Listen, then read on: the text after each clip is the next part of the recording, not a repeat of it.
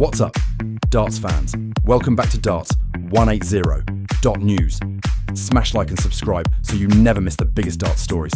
Today, a Kenyan history maker who bought darts 2 days before Ali Pali, Phil Taylor backing Luke Littler to chase 16, Charlie Manby eyeing life after bricklaying, Littler's £3 million target, and Tom Sykes finally landing a tour card. And the first darts video game in years has been announced.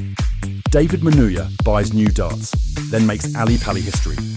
Manuya becomes the first Kenyan to win a match at the PDC World Championship, edging Mike De Decker 3-2, then taking home £25,000 despite a round 2 loss to Kevin Dotes. Manuya explains the chaos behind it, saying he walks into a shop because his old darts grip is worn out, and the staff think he is learning to play before he tells them he is playing on Thursday at the World Championship. He says the shop, Darts GB, does not sell him the set, they give it to him, and he puts their logo on his shirt because it feels like the greatest act of kindness. Those darts belong to fellow pro Cam Crabtree, and Manuya says even Crabtree tweets that Manuya is playing with my darts better than I could after the historic win. Manuya also credits mindset. He says he trains like he is already at Alexandra Palace, plays the PDC music while practicing, and mentally runs the pressure scenarios so he knows what to do when it is all I have left. What do you think?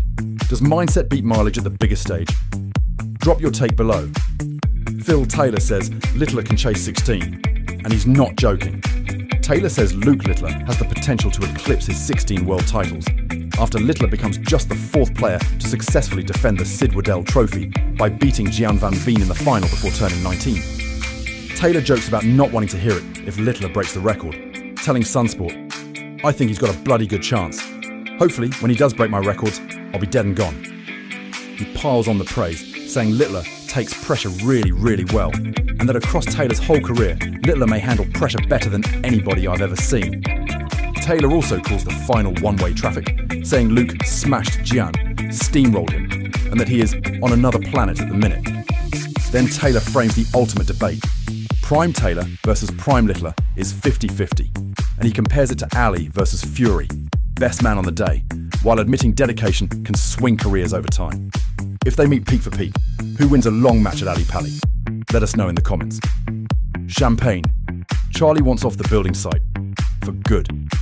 Charlie Manby says he hopes his days on the building site are behind him after winning a PDC tour card in Milton Keynes, following a breakout period where he also pockets £60,000 for reaching the World Championship 4th round.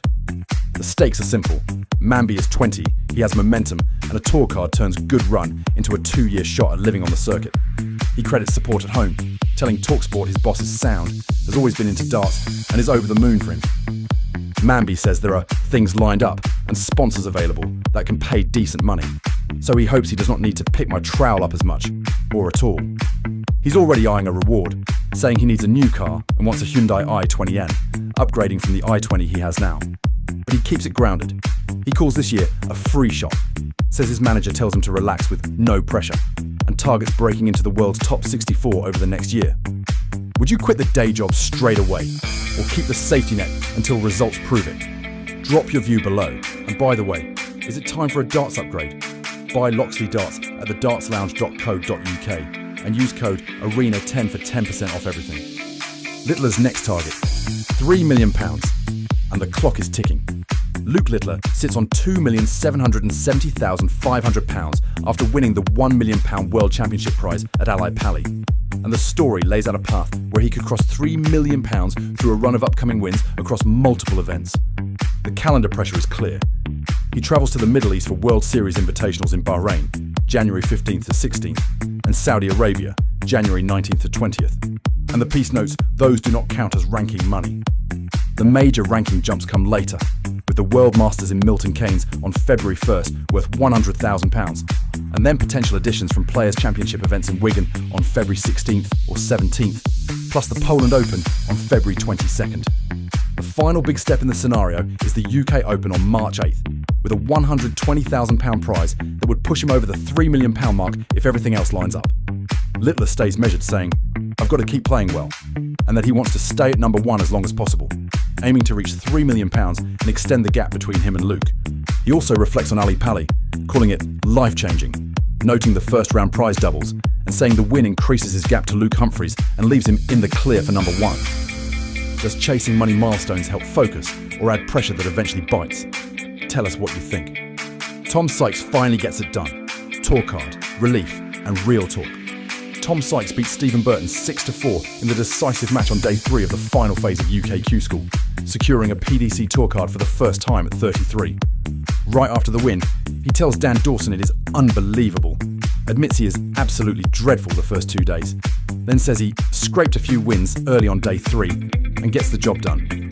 He also describes the nerves when Burton rallies, laughing that he is absolutely crapping myself, and saying missed doubles make him shakier because Burton has been on tour before and punishes every error. The bigger life moment lands in one line. Sykes says he gives his job up to do this full time, and now he has accomplished it. Then adds with a grin, he has 2 years of getting beat up every week.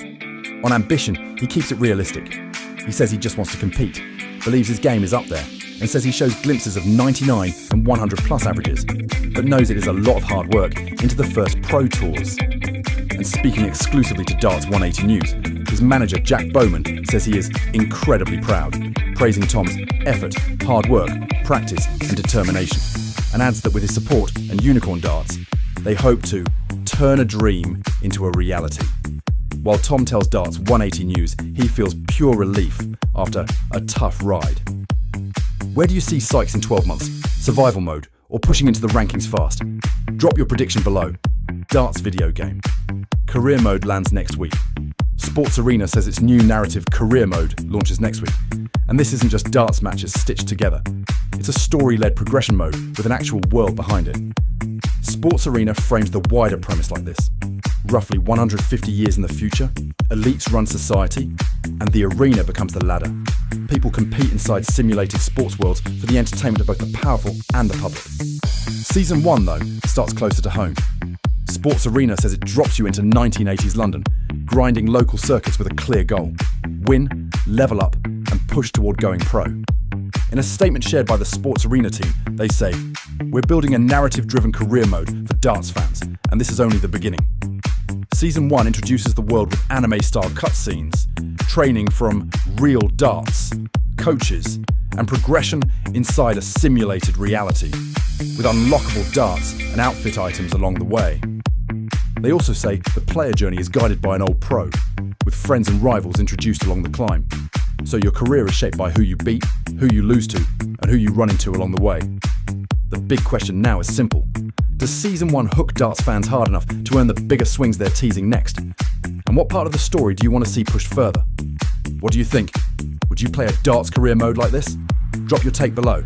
Now, as promised, stick around for SportsArena's career mode trailer. Welcome, contestants and citizens, to the arena, where the lottery doesn't pick the best, it picks the next. Tonight, somewhere out there, a name is being called. Not for a job, not for a promotion, for a chance. Selection method: randomized lottery across eligible households. Participation grants conditional mobility, upgraded housing allocation, medical access, and power credits for registered dependents. Performance determines continuation. And what's the game tonight? Precision, nerve, control. Steel tip, steady hand, no excuses. Darts. Because the arena doesn't care what you deserve. It cares what you can hit. Contestants are deployed into a historical simulation for evaluation. Season 1 environment: England, 1980s. Regional circuits, packed venues, long nights, short tempers. A setting designed to feel familiar, while it measures how far you'll go when the stakes are real. Sponsors will be watching. The crowd will be watching. And somewhere, a family is watching the lights, waiting to see if tomorrow gets easier. So take a breath, hold your line. Daily allocation review pending. And remember, one throw can change everything. Welcome to the arena.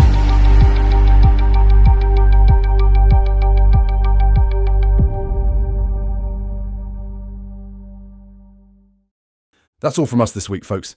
Help us hit our next milestone. Tap that subscribe button and turn on notifications, and we'll see you next week.